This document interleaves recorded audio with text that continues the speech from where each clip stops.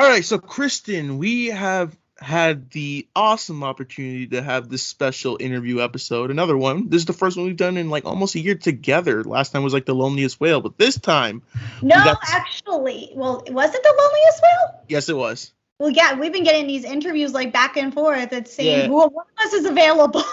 Yeah, but luckily on today's episode we got to sit down with director and actor Anthony Hayes and talk about his new film Gold, starring Zac Efron. And it follows Zac Efron and Anthony Hayes as two men in a barren wasteland who discover a gold nugget, like the largest gold nugget, and they're trying to figure out, the seeds of doubt to see if who's really going to go get help and everything. And that's all I can really say about it without giving any spoilers. Yeah, Mac and I were very honored and very happy to get access to this film and speak with Anthony, because Anthony is no stranger to starring in films. He's appeared in films like Cargo, War Machine, and a bunch of other television programs. He's been in a show called Total Control, Danger Close, which is another film, White Dragon, which is another TV show. I mean, like what he's going to talk about in the interview, his career, he just said in the last 10 years has been taken off. So, and we were honored to speak with a very, very nice filmmaker and creator, I must say. Yeah, and the film was really good too. Zac Efron did a great job with his performance. He had a very good, like I said in the interview, elements of Book of Eli, Borderlands, Mad Max, and all that. We were lucky to sit down with Anthony, and we're going to get right into the interview. Congratulations on the film.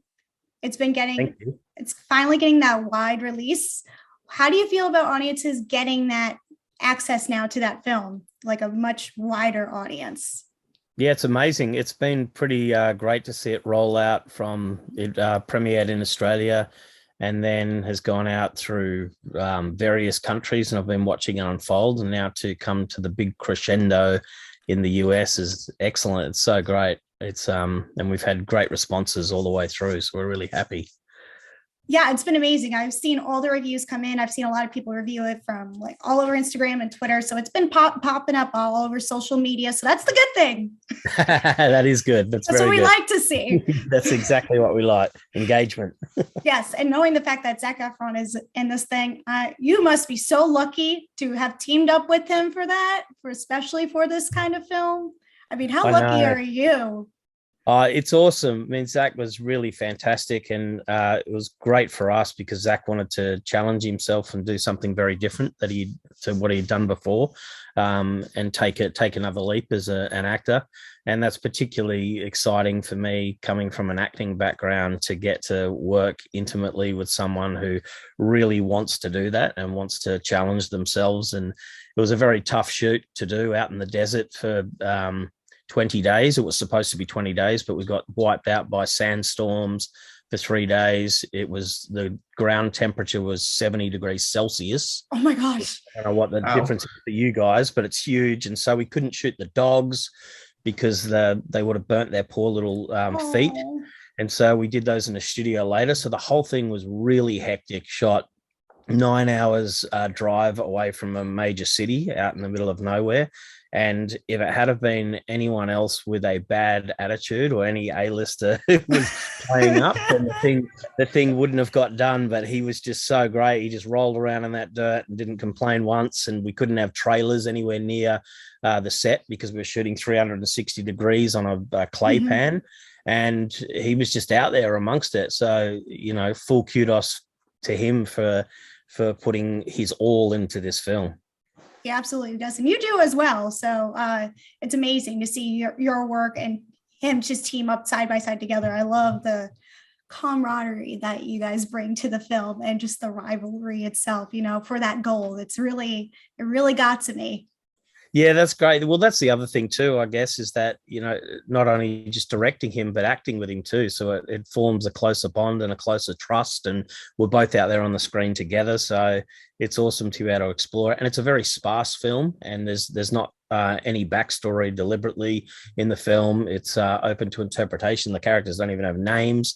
And we're living in a world in the future where if we value commodities and things over humanity and over friendships and over things, then if all those things go out the window, then it's a catastrophe. And that's kind of what this film explores, is the darker side of humanity and greed and all those horrible things. Watching the film, I was very intrigued. I was invested the whole time. I wanted to ask, like, what were some of your influences when making like Gold? Because I really felt influences from, like, I'm a video game person, Borderlands, The Book of Eli, Mad Max. So what are some of your influences that, helped you make this film?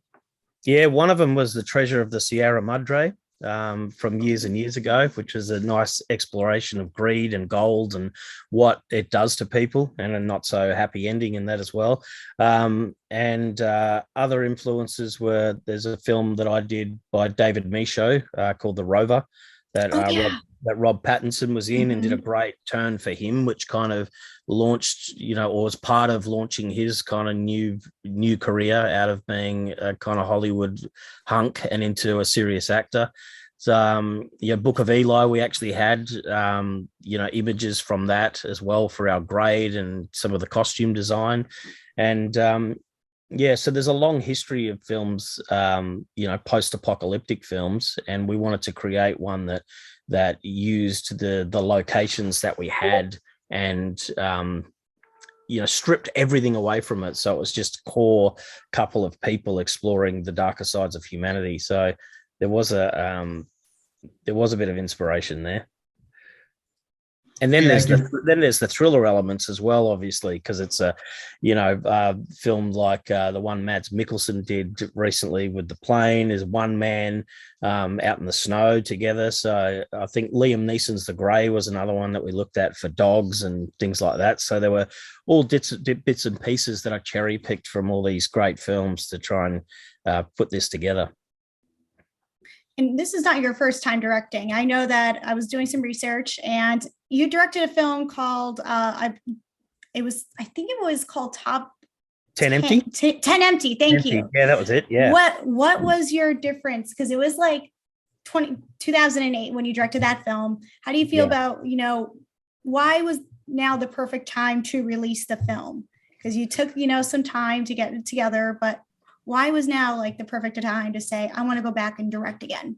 Yeah, it's interesting. After 10 Empty, I got really busy as an actor, and it's been a really big decade for me, kind of going around the world and doing films and acting in them and things. And I always wanted to come back to it. I actually had a project before Gold that we got into pre-production in Vancouver, which had a really great cast attached to it. It was like Joel Edgerton and Maggie Gyllenhaal at one stage, and Noomi Rapace at one stage, and John Bernthal, and it was an ensemble crime drama. And we got 5 weeks into pre-production in Vancouver, and then the finance fell out.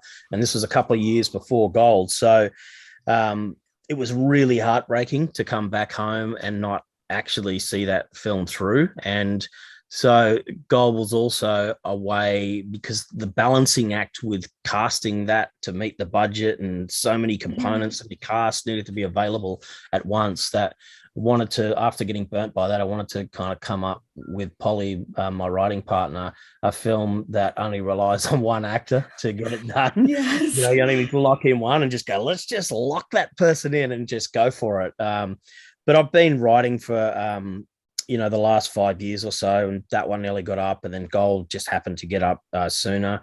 There's another one that Kristin Burr, who is producing, from Cruella, which is a comedy about two old ladies that escaped from a retirement home to go and see Ozzy Osbourne in concert. So that's floating around and getting financed. And so I've been doing a lot of writing over the years, and it's just whatever one sort of finds its feet at the time as you go with. But that's definitely where I'm heading now. I'm getting more into the filmmaking side than the acting side, but I'll still do both. I've been acting since I was 9, so I can't really, oh my gosh, let it go. It's in my blood.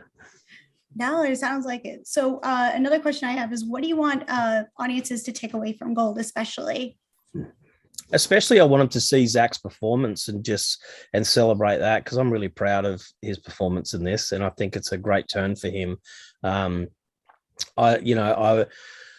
want them. It's a dark film. It's a brutal film. It explores a lot of themes, but I essentially just want people to go along for the ride, and there's a lot of thriller elements in it, and I just want them to see something different, and it's not your typical Hollywood fare, but it's a really unique, great movie. So, and I reckon people will be really surprised by Zac in it. That's amazing. I really did like it a lot, especially for seeing from him, especially from all those comedic performances. And this really is a character study of a film. Yeah, it is. It's more of a character study than anything, I think. My first film, 10 Empty, was a character-based drama, and I was always inspired as an actor by British filmmakers like Ken Loach and Mike Leigh. They were always my kind of go-to guys for filmmakers, and so that was very character-based. And I think, and to be honest, 10 Empty found it hard to find a market because it was so character-based, and so I wanted to find something where I could still use the same tools and explore the same parts of humanity and character and all the stuff that I love, but put it in a vehicle like a thriller or a genre piece where you could actually take it to mass market as well and have the best of both worlds. So that's what this is really a melding of those two things. Sweet. Mac, do you want to ask any other questions before we have to wrap up? Yeah, just kind of like quick two questions. The first question, obviously, you mentioned the main lead, Zac Efron. I wanted to ask, like, what was it like working with him? Because obviously he's a very talented actor. His career has kind of skyrocketed a lot through the past couple of years. He had the comedy roles, and now he did Ted Bundy, and now he's doing kind of a different type of film that we've kind of haven't seen from him before. Yeah, he is. I mean, I really loved working. I had the best personal experience and professional experience with him, and we were locked out there in the middle of nowhere, so we couldn't get away from each other really. So it was good that we got on. We were in a disused mining town that there used to be a mine there, which is some of the locations of the film that we specifically chose, and there used to be a population of about 40,000 people that worked in this mine, but because the mine closed down, there's only about 10 or 12 people living there, but the town still exists. It still has all the infrastructure there, and so he just parked his caravan there and lived in a caravan the whole time in the backyard of a house, which is fantastic. And so you'd finish work and you just go and have a can of beer or something behind in the caravan, and he just camped around in that. But in terms of him and his performance and going from these comedies, which I looked at his comedy films before I made the offer to him, and all I saw there, apart from him being really funny and really great, is comedy has to have a sense of truth and honesty to it for it to work. It's similar to drama in a way, and if you have that core truth and commitment to character, then that person is a great actor. And we've seen a lot of comedy actors come into serious roles and be really successful. And then obviously I'd seen the Ted Bundy film, which I thought he was just outstanding in, Mm-hmm. and going from comedy to doing something that was extremely subtle in that as well. But even that film relied heavily on his charms and his looks, and that is what Bundy is, and that's why everyone's obsessed with him, a charming good-looking guy that's seduced women and did horrible things. But then what was great about this is, I said to him, I just want you to look horrendous. I just want to put you through the ringer. I just want you to look bad. I want you to grow shitty hair and not cut it, and I want you to grow a beard, and so and then just cover him in filth and sunburn and scabs and everything we could possibly throw at him.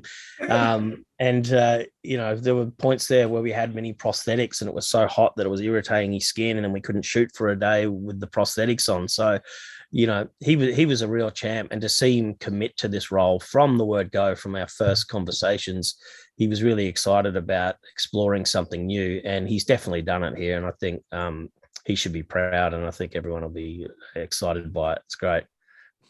And it's nice as a director to be able to do that with someone as big as Zac Efron too. It's a pleasure for me. And the last thing I wanted to ask is, you moving on to like future projects, would you ever want to revisit a subject like this ever again in any of your future projects? Sequel, prequel. something like that, or someone trying to get that gold still. It's still there. Yeah, that's right. Yeah, well, I wonder what Zac was doing before he arrived at the compound. Something was going on out there in the city that he came from.